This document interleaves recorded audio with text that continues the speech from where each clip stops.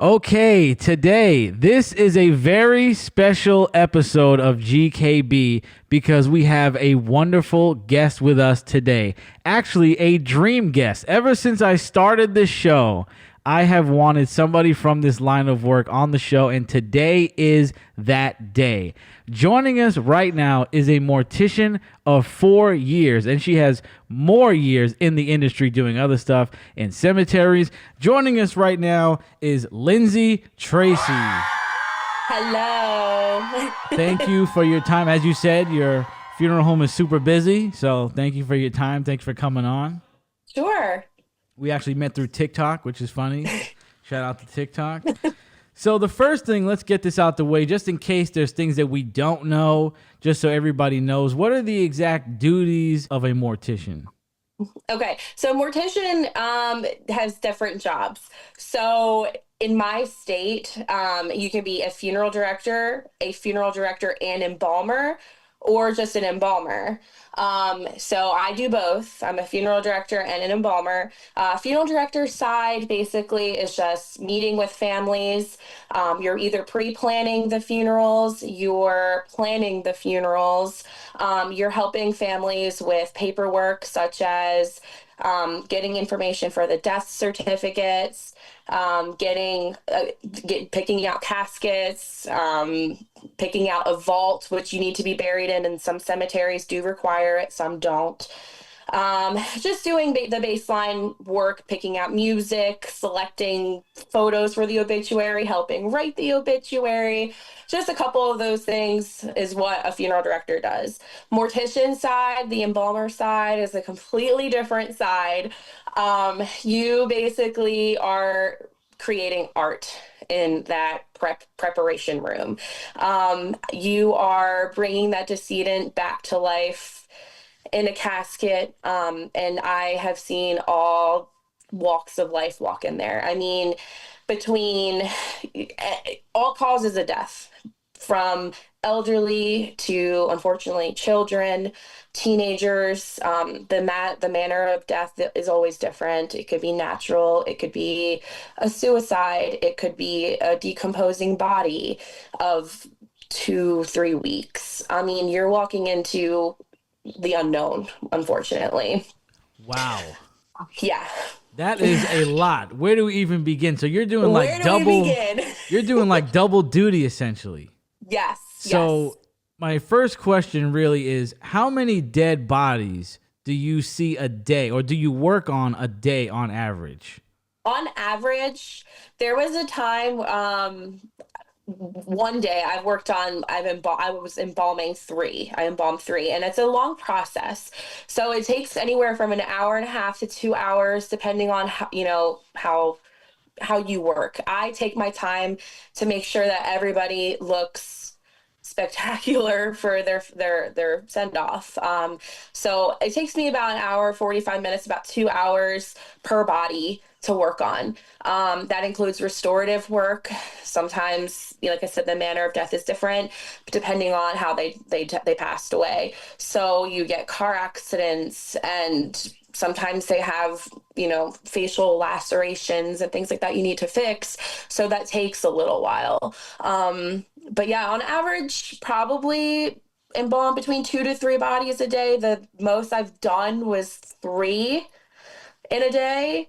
But that doesn't include going on the removals, which is like where you pick them up from the hospital, their homes or facility. On top of that, you're running around and you're getting some of them dressed and casketed and putting the cosmetics on them. So my day is pretty busy. Yeah, it sounds like it. Yeah, When it is. when you're actually working on the body, embalming the body, doing the restorative work and all that stuff, what's going on? Are you listening to music? Are you listening to podcasts? Are you on the phone? Like, what's going on? I am jamming out to 90s rock.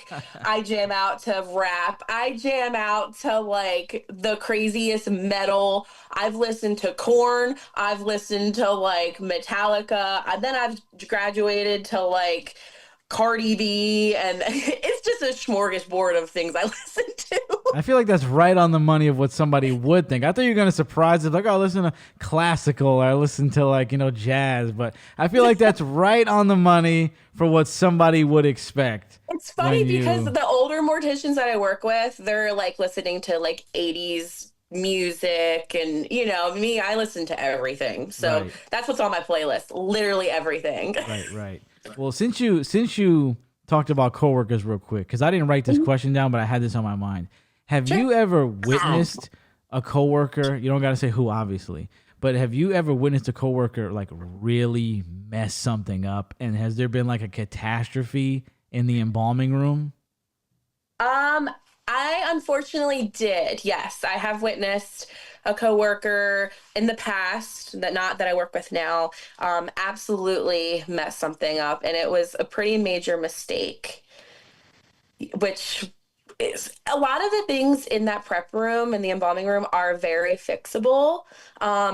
The only thing that I would say that is not is when you don't embalm a body correctly, because if you don't embalm the body correctly, the whole purpose of an embalming is to preserve. So you're preserving that person for their funeral. Now, it doesn't preserve them for 100 years, which people tend to think, but it doesn't. It's only just a preservation process for their funeral.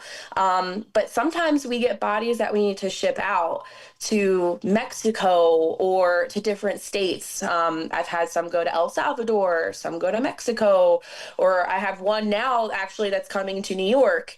But you have to do it correctly, and there is a correct way to do it. And in that instance, we had somebody just kind of nonchalant and didn't shoot enough chemical into that person, and they ended up kind of like starting to decompose. Oh, what do you even Yeah. do? How do you even fix that? You just kind of have to go with the flow, go with the motions. I mean, there's different ways to fix that. You can topically put preservation gel on them. I mean, you can hypodermically go in with a needle and inject each limb.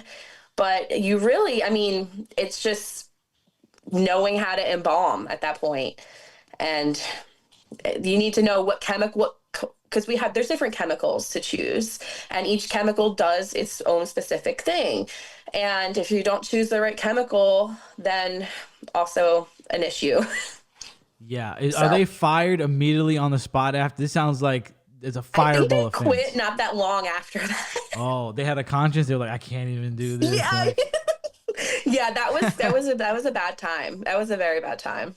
yeah, that sounds bad, and it's got to be like a haunting thing to witness, right? Somebody decomposing Yeah. to that nature and the Yeah. smell, and wow, yeah, Yeah, that's got that to be smell is terrible. something that like you'll never forget. Like that's, and I always tell people like, and a lot of my coworkers will tell you the same. It has like a sweet smell to it, and people just don't understand it. But like if you compare like you leaving some like ground beef outside for like 4 days in the hot sun, it's like 10 times worse than that. It Ten is times worse. it is awful. Like as soon as you walk in somewhere, or like if I had one in a home, I can smell it on the outside of the house. It is so bad. It is the worst smell in the world.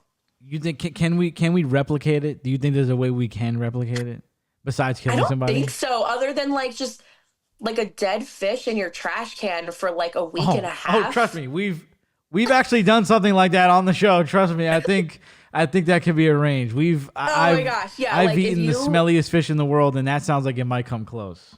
yeah, it's pretty bad. It's Okay. pretty bad. So I kind of know. I kind of have smelled something like that. So it's not good, people. It's not good. You saw the video on the It channel. It's isn't. terrible. So let's rewind. How did you initially get into this line of work, or when did you become inspired to become a mortician? I have always wanted to be a mortician.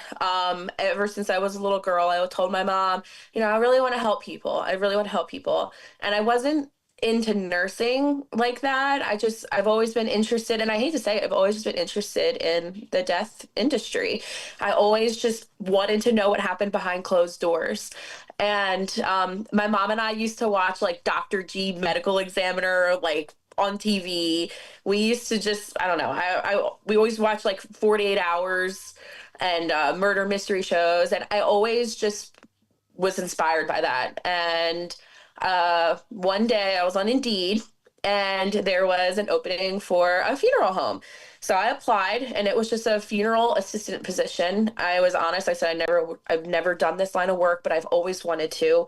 And they actually ended up hiring me and taught me so much, from just like how to do cosmetics, just how to remove somebody from a situation, say they were stuck like behind a toilet, or people just pass away, and sometimes they pass away in very odd spots and places. Let's pause right there. Is that an Okay. actual anecdote, or is that just something you threw out there? Have you actually had to remove somebody from a situation like that, like behind a toilet or something? Oh yeah, oh yeah. Okay, bring us there. Bring us there. Many Let's set the times. scene. You walk in and the body is, what's going on, and how do you remove it? Well, you kind of have to do it, and it's really hard because this is where it gets a little tricky, because sometimes you have family watching you, and you have to perform that in such a dignified way, and sometimes it's just not dignified. And you kind of have to let the family know, if you want to stay present, you're more than welcome to. If you don't, I understand that too. But we're trying our best to get this done the most dignified way possible. And you basically kind of, sometimes they're just kind of wedged between the tub and the toilet. So you just kind of have to like stretch them out a little bit, maneuver them, roll them over. And we have what we call a Reeves stretcher, which is a portable stretcher, which sometimes you'll see like the rescue squads use, and which has has handles on each side and in the middle. So those situations is how we would maneuver somebody out of that. And then we would carry that down the stairs and then go and place them on our stretcher outside if we can't get the stretcher in the house. Interesting. But yeah, Interesting. there's been some crazy situations that we've had to pull people from. Wow. Wow. Okay, so let's get back on track here. So then you apply on Indeed. They teach you a Mhm. lot, and then where does it progress from there? From there, I learned everything I possibly could have from the people I had worked for before. They taught me everything, and I still, to this day, will tell my current funeral home about them. I learned that from that funeral home, and I owe them so much for that. But basically, after that, I ended up moving to a different state, and I went on Indeed again, and I found a cemetery position. So I applied, got that position, which that was pretty cool. I ended up selling plots and creating headstones for people, and I would also do the burials too. And then, of course, when I would talk to other funeral homes, I ended up talking to the one that I currently work for, and they sort of were like, no, we want you to work for us. So I was like, okay. And I ended up working for them and started off and I always tell people this, you got to be patient because you have to start somewhere. And I started as an office administrator. I was making obituaries and answering the telephones for the funeral home. And then from there, I became a funeral assistant and started doing removals for that funeral home. And the funeral home that I work for now saw so much potential in me that they ended up paying for my schooling, and they put me through schooling. They bought my books, and I owe them my life basically. Wow. But you got to be patient because it is work. But if you are so determined, you can pull it off. That's beautiful. You got sponsored, dude. That's awesome. I got sponsored, and they basically handed me a career on a silver platter. They saw the passion. They saw the Yep. drive. Yep. That's amazing. We do have a friend named Blades the Clown. She's in mortuary school, but she's in Canada. So I Okay. was wondering, do you need a college degree to be in mortuary school in America? What's the qualifications to go in there? Yes, you do. So you need prereq classes from a college. They want you to take classes such as basic English class, sociology, psychology, couple things like that. So they want you to have at least 60 credits before you go into the mortuary part of it. Then from there, when you have your prereqs, you're going to go and you're going to apply for mortuary college. And once you get in, it was a little different. I ended up taking like 7 classes a semester just so I could be done. So I got my classes done, I think, in 3 semesters, and I graduated after that. And then once you're done, you can serve your apprenticeship while you're in school. You don't even have to be in a mortuary school in my state. I don't know how other states work, but in my state, which is Virginia, you basically can serve, you can be an apprentice without even being in mortuary school. You can walk into a funeral home and say, hey, I want to be an intern here. And from there, you can embalm. You don't even have to have any few any like experience. You can walk in, get an internship. You can be a funeral director and an embalmer. That's it. But back to the schooling. So once you're done with your schooling, you have to serve an apprenticeship. In my state, I think it used to be 3,000 hours that you had to serve, but now I believe it's 2,000. You serve your 2,000 hours. You take 2 national board exams, which is an arts exam and then a science exam, and then you take a state licensure test, and then you are officially licensed to be a funeral director and embalmer. That sounds like a lot. It is a lot. It is. And like I said, you have to be patient. You have to be patient. But if you really want it, which is I did, I really wanted it, I pushed through and made it happen. I mean, I worked 40 plus hours. I was on call every single night. So on call is basically when you're on call from the time you get off till the next day. And when somebody passes away, your phone rings. I've had my phone ring in the middle of Thanksgiving dinner. I've had my phone ring at birthday parties, weddings, in the middle of the night, 3, 4, 5 o'clock in the morning. I got to get up and go. But, I worked full time. I was on call. I have a 6-year-old son. And yeah, and I was in school full time. So if I can do it, anyone else can do it. In the middle of Thanksgiving dinner, you Middle gotta of go. Thanksgiving dinner, I had to leave my turkey. You gotta go pick up a body, and everybody at the table knows, and they're kind of like, "Oh boy, like we didn't want to think about that." While Thanksgiving is going on. Yeah, they were like, "Oh, I'm so sorry to see you go." Oh my god, dude! Wow. I know, but it's funny because my son, he just turned 6, and he knows Happy what birthday. I do to an extent. Nice. And when I leave in the middle of the night or whatever, he's like, "You're gonna go help people?" I'm like, "Yeah, I'm gonna go help somebody." So that's the extent that he knows what I do. But he's been around. He goes in the funeral home and hangs out around the hearses and he likes the garage where all the cars are. So. Okay, yeah. Is he gonna be next in line? Is he gonna be embalming somebody at like 12? No, I would love for him to be in the industry. But my husband thinks otherwise. He's like, I don't think don't push him to do that. Well, you said he's around it. He's fascinated, so he might be burying people at like 12 years old. Might be fun. I know. So you had to have already seen a dead body before you went to mortuary school, right? Because you were in the graveyard. Yes, I have. I've seen family members at funerals prior to when I started doing the mortician thing. And I think that's what also sparked my interest in it too, was just like, well, seeing my family members lay there. I had a grandfather and a grandmother that passed away, and I was really close with them. And seeing them lay there, and I just thought to myself, like, I want to take care of other people the way that I would want my family to be taken care of. And that was always something I said, and I still to this day say it. I take care of other family members that aren't mine, not related to them, just other people's family members that come in the same way that I would want my mom and dad to be cared for.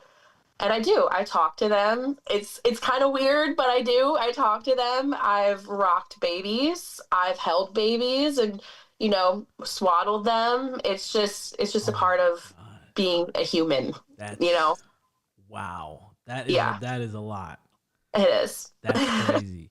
But that was so you've seen bodies like embalmed and stuff like that. Everybody's seen that. Yeah, What was it yeah. like the first time you saw a fresh dead body? You had to touch it. Was that in mortuary school? Was that in the graveyard? What was when was that? It wasn't in mortuary school. It was actually when I first started working at the funeral home, the very first funeral home I worked at. I had no experience, and I'm not gonna lie, I was a little scared. It was, it was surreal.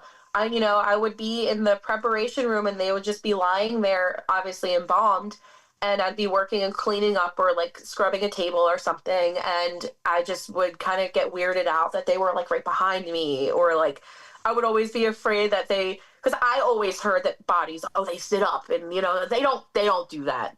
They don't do that. But it's always something that you're kind of just like, oh, it's kind of weird that there's somebody like right behind me that was once walking this earth that's no longer doing that. But then you kind of get used to it after a while. And now, like, I'll be in the prep room, and there'll be three bodies laying there, and I'm, just kind of doing my thing, and You're just you talking to know, them, high hey, fiving them. Mr. What's going Smith, on, how are dude? you? Yeah, yeah. Wow, wow. What would a bad day as a mortician look like to you? A decomp removal. Tell us about it. Yeah, your whole day is ruined when you get like a 911 call, and they're like, "Hi, yeah, you might want to bring a bio suit," and then Oh, immediately you're like, "Got it." oh, You walk in, and you're like walking in like a soupy situation, literally. really? So Yeah. you are not you're not, that's basically like a crime scene cleaner at that point, right? Basically, I mean, you're not cleaning up like the entire scene, but you're cleaning up a person, You have and to you're putting you're them, responsible for their body. yeah, You're and not everything that comes with it. not the blood on, like, let's say suicide or something. Not the blood Yeah, on the no. ceiling, but you're in charge of their body at that Yes. point. Okay. All right. So Yes. keep telling us. Okay. Um, yeah, so there's been situations that I walked in where somebody hasn't been seen for like 3 to 4 weeks. Yeah. And it's everything that you would imagine it to be. You get the disco rice, the little maggots. I really like to call them disco rice because they kind of like, move and That sounds just, way cuter than what it like. That sounds, That but you sounds do. deceptive. Like, you want to see some disco rice? I'm like, sure. And then it's fucking Yeah. maggots in somebody's stomach. Oh my god. Yeah, but you see that, and you're getting flies, and then just the smell hits you in the face. And then you have to suit up, because you can't step in. You're in your suit, by the way. You're walking into the situation in a full suit, white shirt, blazer, black pants, your suit, paint, your dress shoes. So you have to kind of suit up for that, because the rest of the day you're walking around at the funeral home serving families, and you don't want to smell like, roadkill. Oh my god. So, yeah, I mean, there's been situations that I've walked in thick, thick amounts of body fluid, and yeah, it was rough. How do you clean that up at that point when people are basically puddles and they're mush and there's disco rice? I mean, what do you do? You basically just kind of get everything you can, place them in a body bag, and just head back to the funeral home. I mean, you're not gonna get every single thing, but you're gonna try. I mean, when they're not like melted to the ground, they're still sometimes. I mean, Sometimes they're they are, still right? I've seen that. Sometimes they they are, are. yeah, Yeah. but like there's still a body. So when they're that badly decomposed, is the only best option cremation at that point? You just got to tell the family we got to burn them. It is. I mean, burial is very possible. I don't like to tell families what to do. I would say, this would be a situation where you may want to consider cremation. I've had people choose to still bury them, and what we have done had basically just kind of double bag them, place them in the casket, and just make sure we have enough flowers, because back in the day, flowers for funerals were actually used to mask the smell, which you will learn in mortuary school if anyone ever attends it.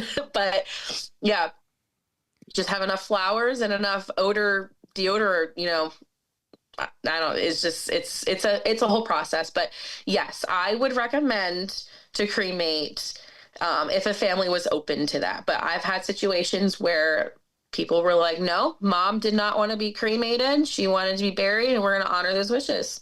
So So we essentially, honored their they're wishes. just essentially they're bones at that point with like extra meat, extra flesh, and stuff Yeah. like that. And you just put all that in a bag. Do you Hmm. dispose of the flesh and the rotted meat and just go with the bones if they want No, it so buried? everything ethically has to go with anything with the body needs to go with the body. How the Um, hell? so same thing with autopsies, which I want to debunk like a huge rumor is, Let's do it. some people say, oh, they take all of your organs out and that's it. They take them out. That's not necessarily true. They do take them out, but they actually go back in your body cavity. So once they open you up, they take what they need to take pieces of, and then they put everything back into a bag and put it in your stomach, and then sew it back up. But your brain is also included in that bag. So Oh, yeah. well, you Yeah, got to get so that out with us. you are buried with your organs. Morticians do not dispose of those, and neither do your medical examiners. You're What? still buried with them. What do you get the brain out with? Like a saw, like a I guess I circular. mean I don't do that medical examiner stuff, Okay. but I would say I think that they would, because when they come back, you're cut from here to here, and the back of your head, back of your skull cap comes off. So that's how they get the brain out. Um, and they cut pieces of your organs, and they send them out for testing, toxicology, and things like that.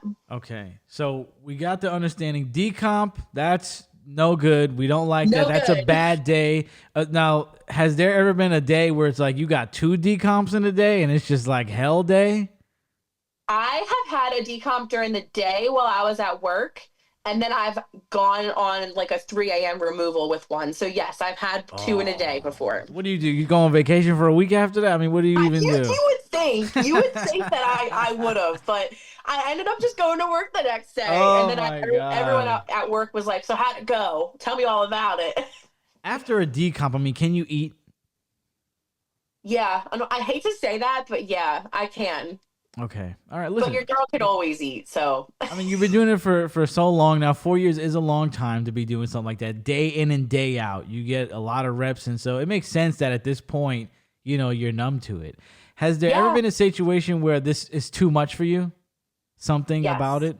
Tell us about it. Yes, I've had situations, and it's not even decomp related. I've had situations where I would like take a break and call my mom in the middle of the day and be like, I don't know if this is for me anymore. She'd be like, well, why? And I'm like, it's just a situation that I just dealt with.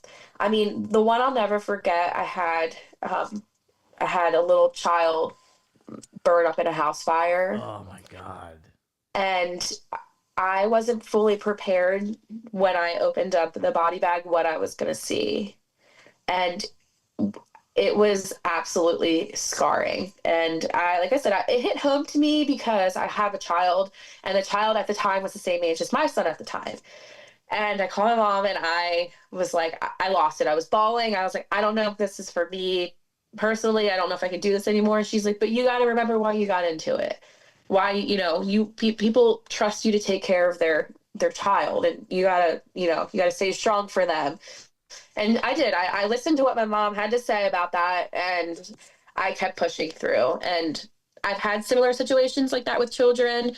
And it's still scarring, but it wasn't as bad as that one time. And I came close to leaving the profession after that, but I stay true. I don't think anybody would blame you. That sounds like too much for anybody. Yeah, it was That's awful. That's insane. That's awful. But also W mom for being like, nope, I know. you got this, dude. I know, I know. It's so funny because some people that I meet, they're like, "Yeah, my parents would think that's weird, and I don't think they would want me to do that, like as a like be a mortician." And my mom was so for it. She was like, "You go, girl. You do your thing, and I'm so proud of you. That is so cool." And she tells W. everybody, she's like, "Yeah, my daughter, she embalms bodies for a living. She's 30 years old and she embalms bodies." Gives out your card in case there's a decomp or something like here, in I case you call her need all the anything. time. I call her. I do. I call her all the time. I'm like, guess what I had today? And she's Oh like, my what? god. W Yeah. mom, that's great. We love a supportive mom. Same Yes. here. So we love to see that. How do new people in your life react when you're like, I'm a mortician? I genuinely love to tell people. I'm like, they're like, what do you do for a living? And I'm like, so I'm a mortician. And they're like, I either get one of or two answers. I get, wow, that's so cool. I want to know more. Or like, oh, Yeah. so I get either one of those answers. Yeah, That's they're like, oh. which Or one the other one's is like, whoa, I want to know more. But I genuinely get more of the I want to know more than I do the, oh, that's kind of cool. which one is more fun to get? Which reaction is more fun? The I want to know more. Really? Okay, I okay. love telling people. It's such a different, you don't hear that somebody does that every day. So I am so open when people ask me questions and like how things are done. I'm totally like, I'll tell you. Well, you came to the right place today. Yeah. I would probably be on the other end. I'd probably like to freak people out. I would I love do. to I love just, to. I love to freak people out. because I mean, it's not that. I mean, it's obviously everybody has a different way of thinking about it, but I mean, it's not that crazy where it's like, Yeah. I didn't say I was a fucking hitman. Like, we got to be like, Yeah. oh my God, like, how do you even do that? Like, come on. Yeah. Yeah. Not that Well, it's crazy. funny. So how are you allocating your time? You're doing a lot. You're doing embalmings. You're dealing with people. First of all, there's got to be a lot of mental energy being drained. People are throwing a lot of energy on you. Mhm. How many hours are you pulling, and what does a day look like for you? Because you're doing a lot of stuff. So I pull about, mm, I would say about like 48 to almost 50 hours a week. Um, Not including like running night calls. That's a whole different story. But yeah, I pull about 48 to 50 hours a week.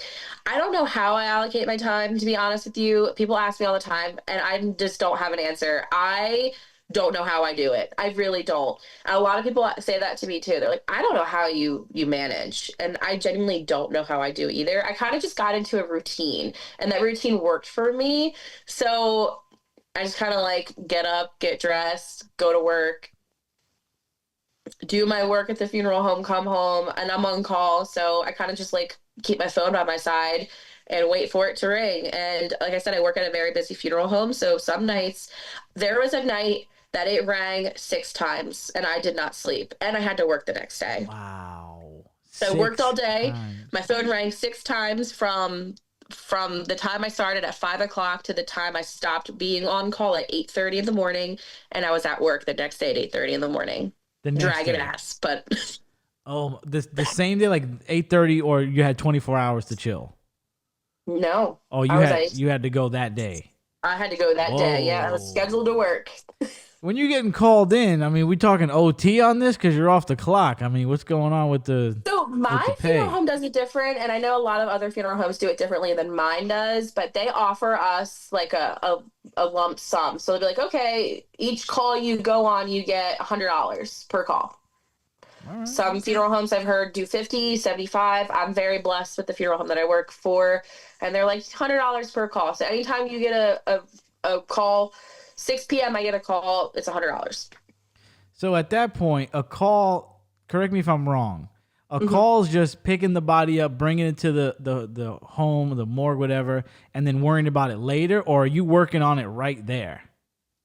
So I don't work on it right there because sometimes the family won't be present, so we don't know if they're to be embalmed or not, or to be cremated. So I typically will just do the removal, and then the next day I'll go in and we'll figure out at that time like what it is. If it's a cremation or an embalming, we'll start it immediately. Okay, I so would most like of to it start is it. I know some of my funeral director, my colleagues, they will embalm at night if they know that it is an embalming. Um, if not, we kind of just wait until the next day to figure things out. so if you embalm at night, that's adding more time to your work day that you're kind of not on call with. So do they pay you more if you're doing embalming that day, or is it 100 No, so flat? you're salaried.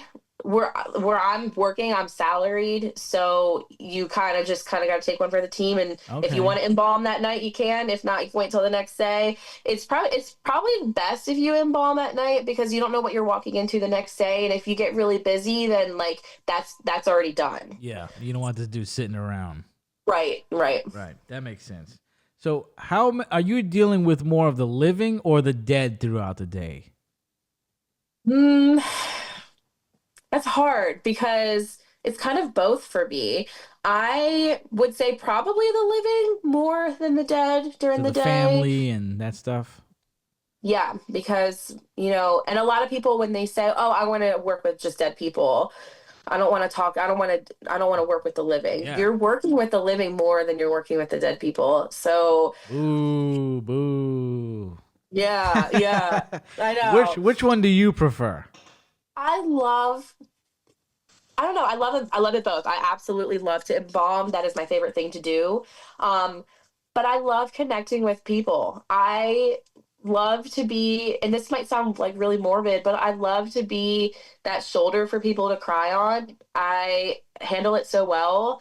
I am empathetic, and I've always been an empathetic person.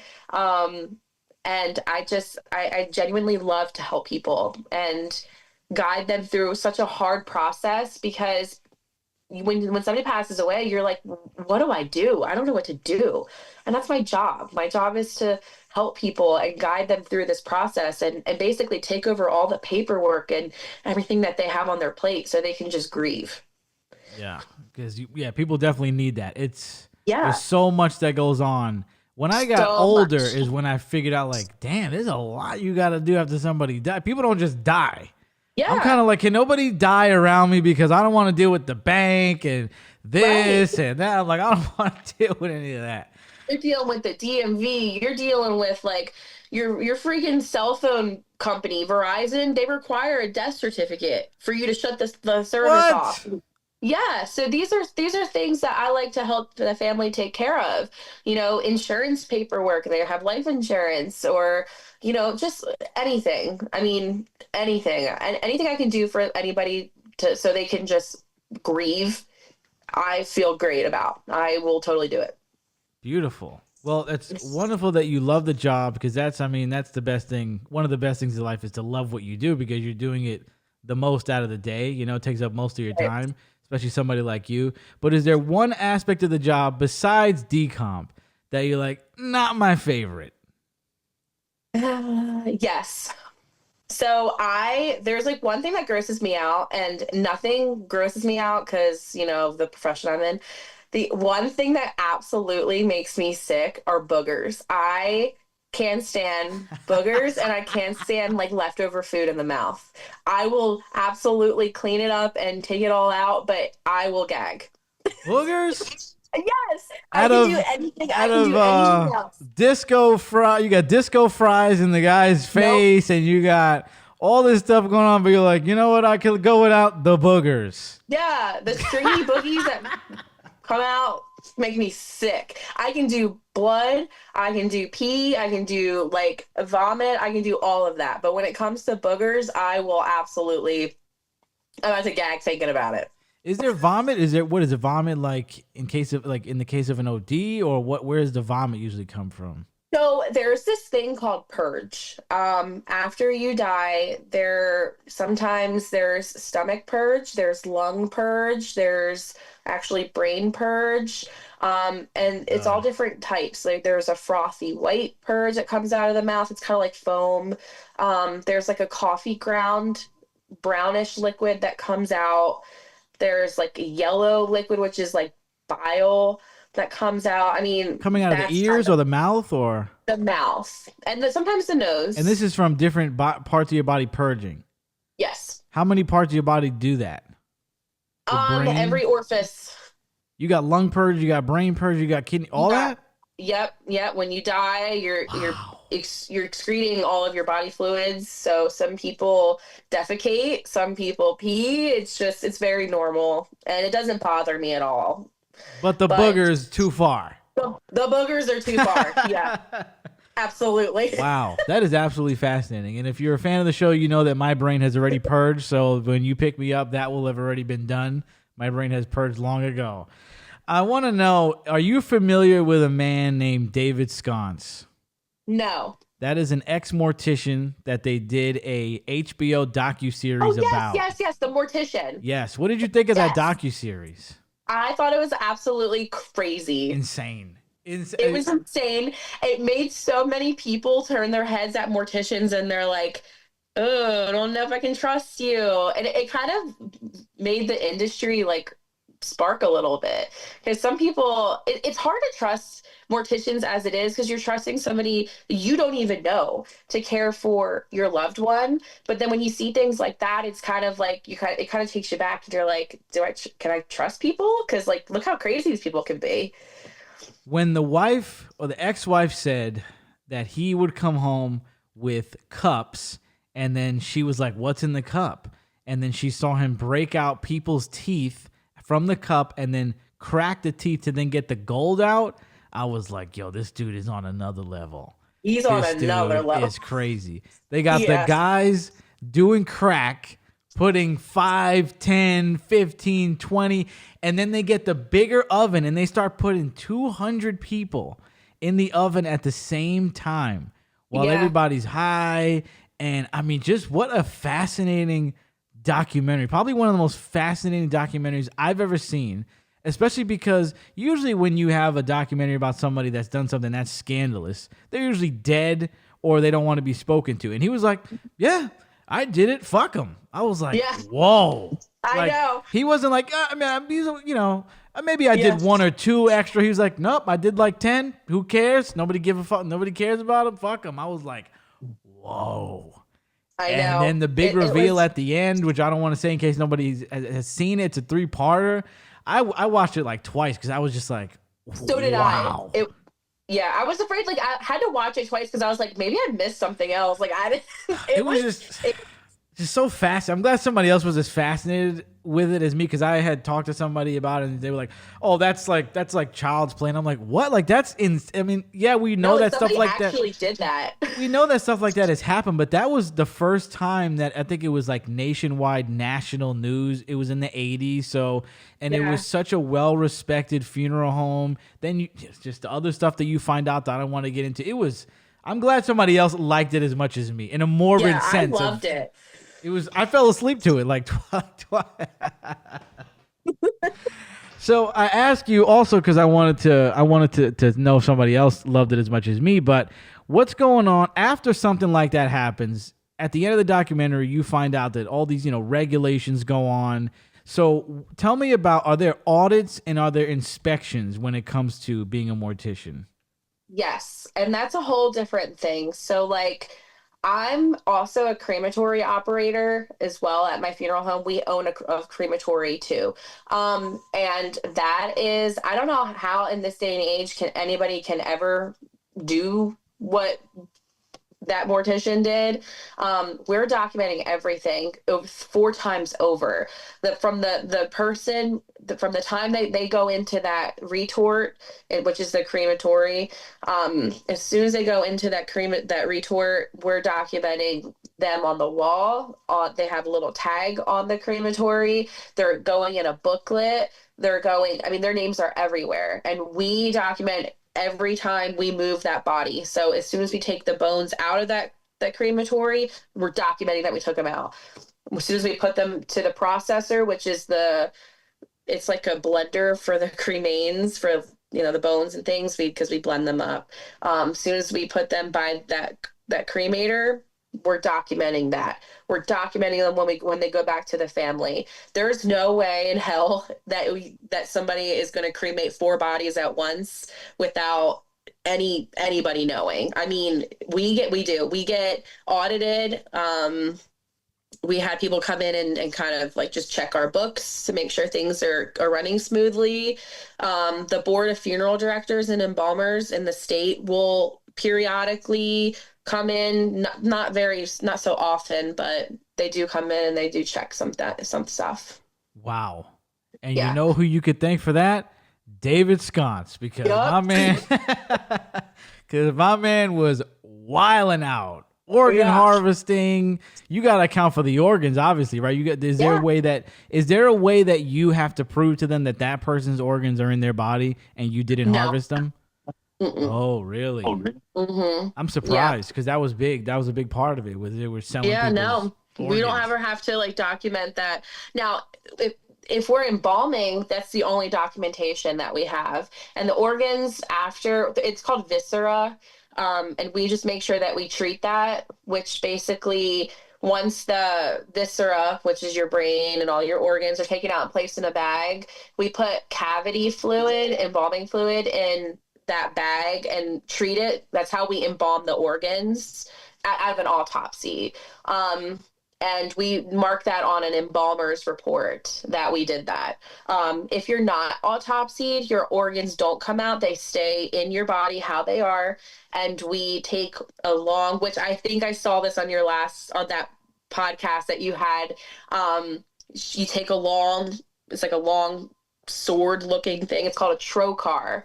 And what you do is you go next 2 inches up from the belly button and you kind of puncture that, and you just kind of like what I call Swiss cheese, like the your organs, that sucks the body fluid, the blood, um, any excess fluids out, and it aspirates it. And then what you do after that is you inject cavity fluid, so it kind of just cauterizes your insides. But you just have to put all of that on an embalmer's report. So if the state does come in and they're like, I need to see your embalmer's report, there's something wrong with this case, they can see like, okay, they treated this and this was still in there, and that. But that's the only documentation that we have for your organs, Oh, really. wow. Yeah. Interesting.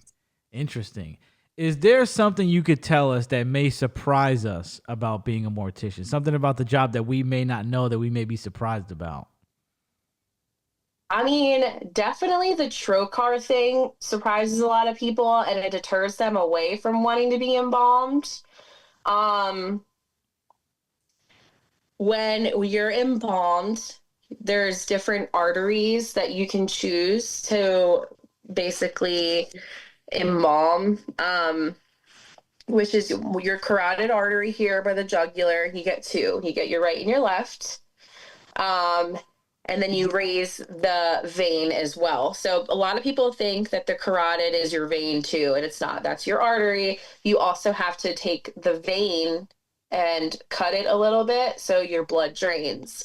Once you go and inject the artery, that fluid is pushing all that embalming fluid is pushing all of the blood out of your veins. So the embalming fluid's going in and then the blood's coming out of your vein and the blood's draining down the table.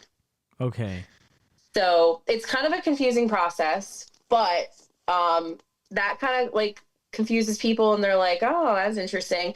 But I definitely think the trocar part gets people when you tell them that you have to, it's a pretty long stick. It's got like a huge pointy end to it, and you stick it right above the belly button, and you're kind of stabbing it in there, and you kind of have to go all throughout. You puncture the heart. As soon as you puncture the heart, a huge amount of blood comes out, and that goes down the drain. Same thing with lungs. You get fluid from the lungs. And you're You get doing that just to drain it, or that so embalming fluid can go in them too? You're doing that just to drain it. Just to You want to drain make it. sure any blood and body fluid is completely out of that body, because any leftover body fluid and blood can cause decomposition very rapidly. So you want to make sure that all is out of there, and because it can cause an odor too. So you want to make sure all of that's out of there, and then at the end of that process, you want to make sure you put a cavity fluid in, which is it cauterizes all of those organs so they don't smell. And so, yeah, but that is a major thing that surprises people. That they're like, you have to do that. And yeah, unfortunately you do. Wow. Well, I do have experience in embalming, actually. I didn't want to toot my own horn, but I have played the mortuary assistant video game. So That I game do. is so accurate. It's so accurate.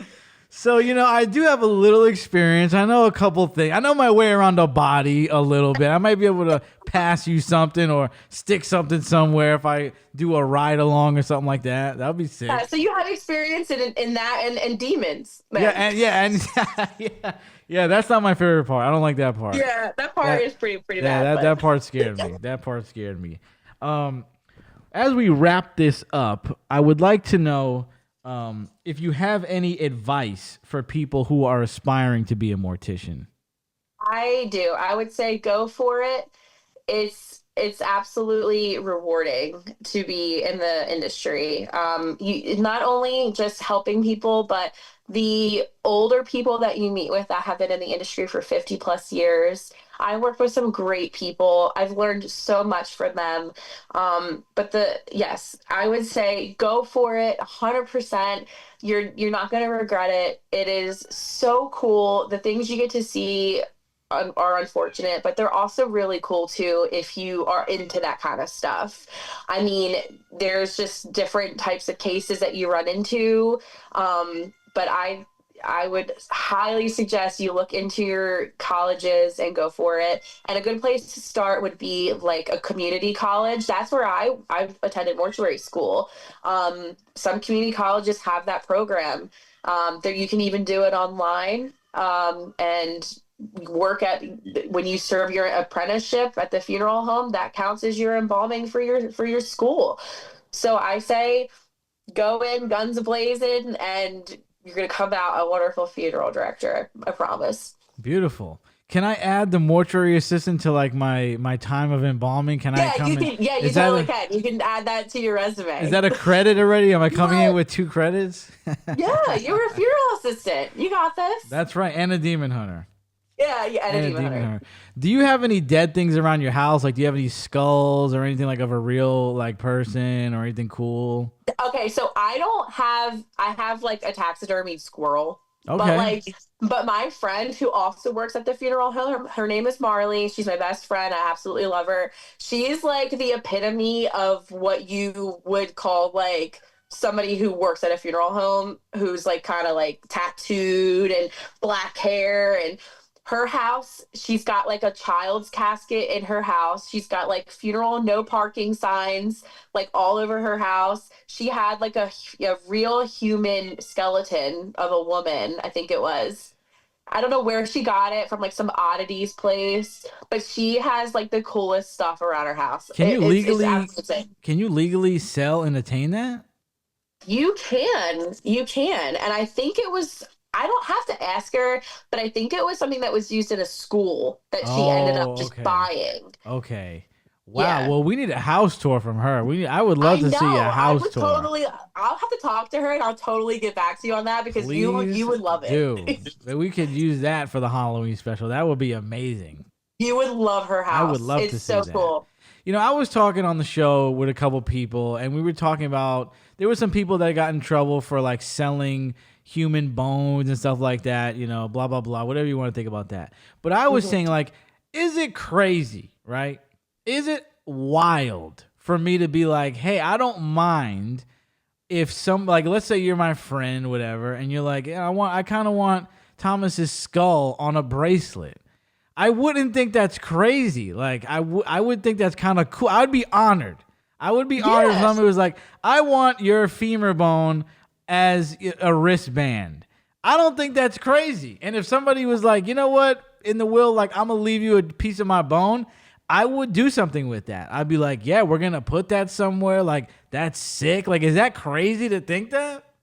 I mean, I think that's kind of cool. Like, right? I would, if somebody did put that, like, in their funeral arrangements and they were like, when I'm cremated, please save, like, a piece of my skull and give to my family member, I would totally do it. Dude, I'm putting you on a necklace, bro. I'm putting you on a chain. I think it's fire. I think it's cool. I I mean, love I it. have had people like, oh, can you give me my father's like tooth, or, you know, I had somebody recently ask if we could preserve their tattoo, and I think there's like a new thing where you can do that now. That's I'm and then like, you frame it. sure. Then you frame it. That's sick. Yeah, I mean, I think that sounds neat. I think it's a great idea. Thank you. I knew you'd agree. I totally do. I totally do. I just had a hunch. I just had a feeling you'd agree. Well, as we wind down, please plug anything you want to plug or say anything you want to say before we get out of here. And we will be talking about those ghost stories, so make sure you come back in October to hear those. Yes. So take it away. Anything you want to say before we get out of here? I just want to say that, well, one, I wanted to thank you for having me on your podcast. Oh, no, This is thank probably you. one of the top 10 like coolest things I think I've done. Wow. I also just want to say that, you know, even though this industry is super interesting, we still have to respect the deceased and their families. And, you know, I fully tried my best every day to keep it dignified and just continue loving what I do, because if you don't and you're so miserable in your career, it's not going to be, you know, it's not great. Who wants to go to work every day miserable? You know what I mean? And oh, I have to go to work. You know, I wake up in the morning. I'm like, oh, another day at work. Like I love to go into the funeral home. Another decomp's gonna be sick. It's gonna be epic. Right. But yeah, no, I enjoy it, and I really hope that people who are interested in the field look into it and kind of get into the schooling. And if anyone has any questions, they're more than welcome to message me or anything like that. I'd be more than happy to help anybody with getting into schooling or any questions they had. And where could they do that? They can do that. You can add me on Instagram or TikTok. They can do that. It's at Lindsey Tracey on both. And they can comment or message me privately. I'm always answering my messages. So feel free to hit me up if you need to. Beautiful. Thank you. And thank you for the kind words, by the way, because it's mutual. This is the coolest thing I've done in the show. One of the coolest things I've done in the show. Oh my like gosh. I said, you are a dream guest. So I love that. This is amazing. I'm so happy about this. And can we have you like a pundit, like on CNN? Like if something goes down, can we call you up and like, yo, tell us about this? Like, what do you think about this? Like if it's a crazy death experience or something like that, can we have you on call to give us your ideas and, you know, your thoughts about things? Absolutely. And if you want, I'll come back and I'll tell you some stories that I've had. Please. We need an on-call death correspondent. Absolutely. I'm on call at nights anyway. So just call me. That would be great. All right. Well, you'll be back for some more. We'd love to see it. Peace and love. See you next time.